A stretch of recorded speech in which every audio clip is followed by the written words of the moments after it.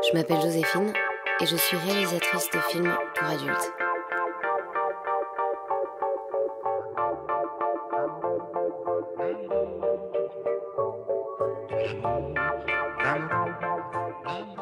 Je bossais dans un magazine de mode en fait. Il y a un an, j'ai tout lâché, j'ai craqué, j'ai dit stop.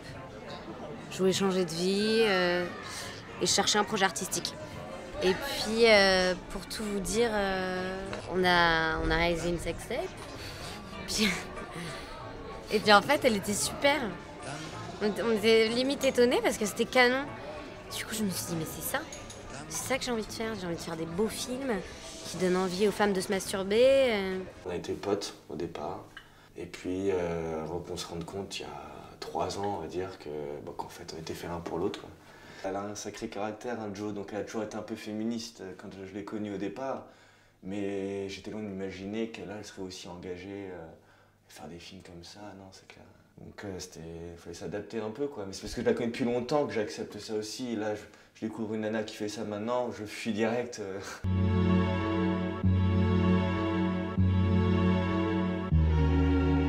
J'ai commencé en faisant des plans cam. J'étais avec ma webcam chez moi et je faisais du striptease. Je me masturbais devant la caméra. Et puis très vite, j'ai été repérée. Je veux voir le cadre, fais voir.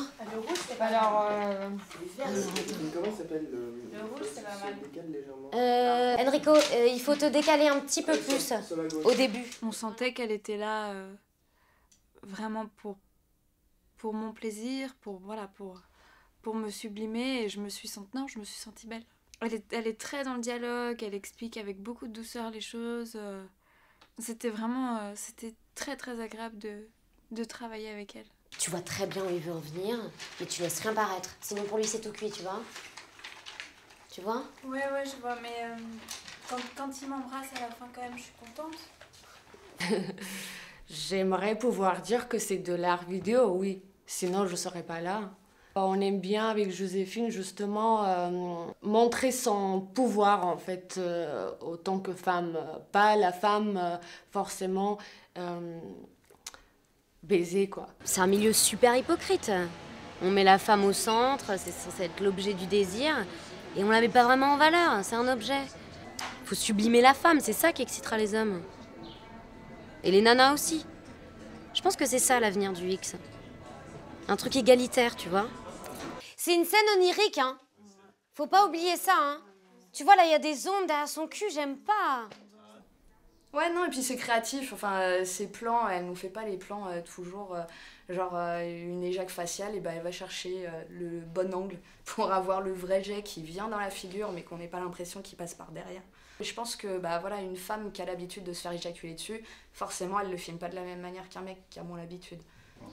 Déjà, on parle beaucoup plus, donc c'est bizarre, parce que généralement, nous, on parle pas, on est là, on défonce, et puis on s'en va, quoi. Donc là, ça change la donne, puisque on doit un peu jouer, et du coup, on n'a pas l'habitude.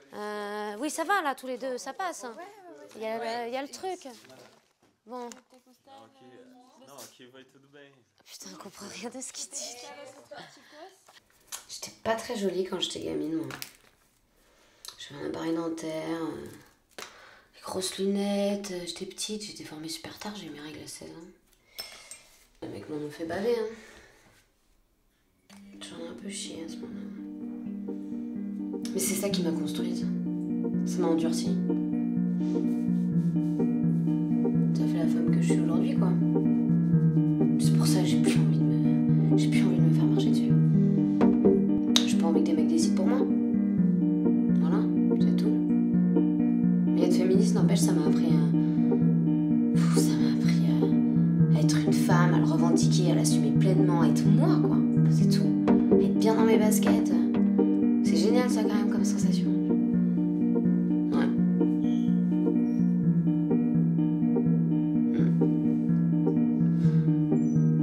Et si c'est de l'art de sublimer les femmes,